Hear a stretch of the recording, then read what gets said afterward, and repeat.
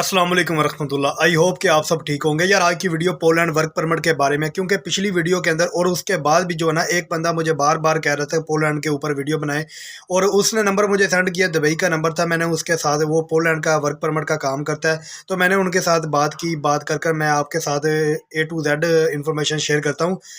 मैं इसके अंदर ये भी आपको बताऊंगा कि ये इम्पॉसिबल है कि नॉट इम्पॉसिबल। मेरा तो ख्याल है कि नो।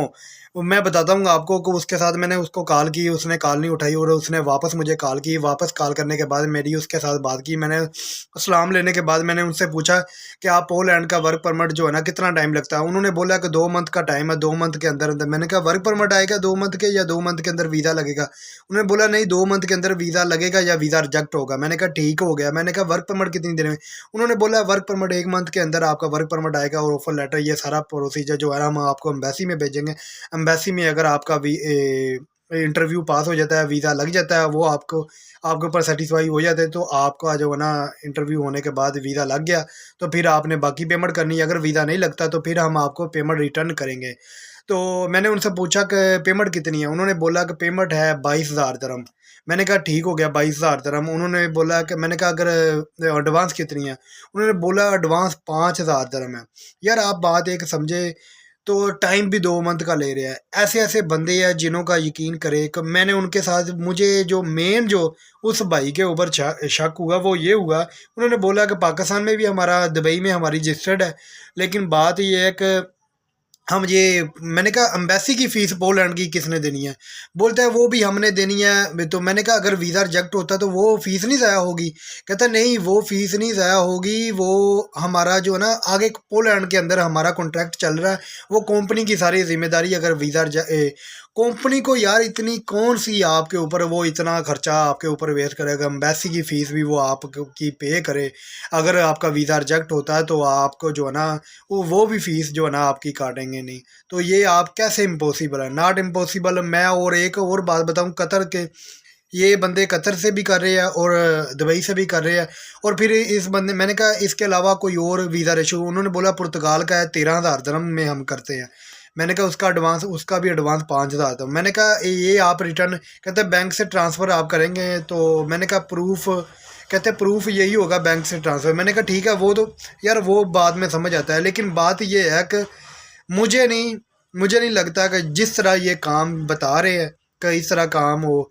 यार पोलैंड का वीज़ा रेशो पहले ही तकरीबन को 5 से 7% वीज़ा रेशो है। ज़्यादातर वीज़ा रिजेक्ट ही होती है। और अपॉइंटमेंट, कहता है वो अपॉइंटमेंट हम आपको 1 मंथ के अंदर अंदर हम आपको एम्बेसी तक पहुंचा देंगे।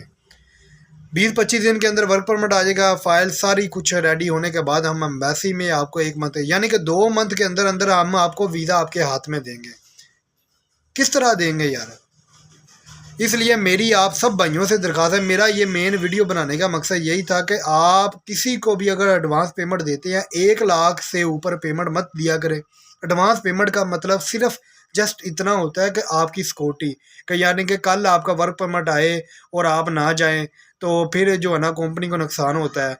तो अगर वीज़ा रिजेक्ट होता है तो फिर भी कंपनी को नुकसान होता है, लेकिन उसके ऊपर जो है ना कंपनी कंप्रोमाइज़ कर लेती है। लेकिन इसके ऊपर अगर कहें कि आपका वर्क परमिट आ जाए और आप जो है ना एम्बेसी तक में ना पहुँचे, तो फिर इससे ज़्यादा नुकसान होता है। क्योंकि अगर 2 बंदों का भी वीज़ा लग जाता है तो सारे अखराजात जो है ना पूरे हो जाते हैं, यानी कि जो वीज़ा रिजेक्ट हुए होते हैं उन 2 वीज़े लग जाते हैं, तो सारे जो खर्चे भी निकल जाते हैं, सब कुछ हो जाता है।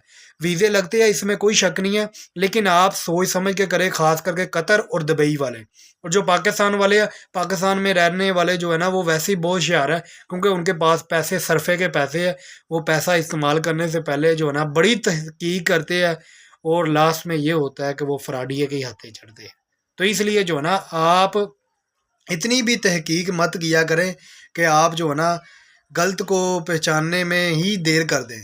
सही है, तो बाकी अपना ख्याल रखें, दुआ में यार के कतर और दुबई वाले, क्योंकि कतर दुबई वाले जो है ना ये पैसे कमाते हैं, आउट ऑफ कंट्री में होते हैं। इन्होंने बेचारे, यार एक बात मैं आपको बताना चाहता हूँ, अगर 13,000 दरम हो, 13,000 दरम के अंदर पुर्तगाल बंदा पहुँच जाए ना, तो पूरा दुबई जो है ना, और बोलता है 100% वीज़ा रेशो, पूरा दुबई जो है ना दुबई में नहीं रुकेंगे, वो पुर्तगाल में पहुँच जाएंगे।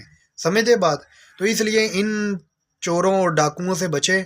अपने आप को महफूज रखें। और पैसे बहुत ज़रूरी है और बड़ी मुश्किल से कमाए जाते हैं। जिन्होंने हलाल कमाए और जिन्होंने हराम कमाए उनको तो पता ही नहीं है किस तरह है। ठीक है, कमाने हो तो यकीन करें इस दौर के अंदर हराम कमाना भी बहुत आसान है, लेकिन आप लोग बचे इस चीज़ से, तो अपने पैसों को बचाए। यार उन भाइयों से भी मेरी है ये, जो जितने भी हो सकता है मेरे देखते हैं वीडियो, क्योंकि मुझे मैसेज भी करते हैं, तो उन सब भाइयों से है यार, किसी का थोड़े से पैसों के लिए जो ना क्या पैसे की, यार मुझे एक बात बता दे कि आपकी ज़िंदगी कितनी है। अगर मेरी 28 हो गई है, ज़्यादा से ज़्यादा मैं कहता हूँ कि ज़्यादा से ज़्यादा मैं कहता हूँ 35 से 40 साल, 40 साल और जी लूँगा। मरना है एक दिन यार, तो अल्लाह का खौफ करें। तो बाकी इंसान गुनाहगार है, ख़ताकार है, लेकिन एक बात याद रखना, ये हिसाब के अंदर जो है ना उधर बहुत सख्ती है, तो इससे बच जाए। ये अपनी औलाद के महल महल के चक्कर में ना, जो अपनी ज़िंदगी, अपनी जो मेन ज़िंदगी आखिरत है वो तबाह मत करें। बाकी मैं कोई इतना वो नहीं हूँ कि मैं कहता हूँ मैं बड़ा नेक हूँ, ये हूँ, मैं नहीं।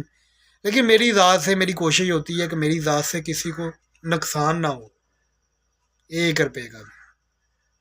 अगर फ़ायदा नहीं मैं किसी को दे सकता तो नुकसान भी ना हो। तो बाकी अपना ख्याल रखें, दुआ में याद रखें। अस्सलाम वालेकुम रहमतुल्लाह।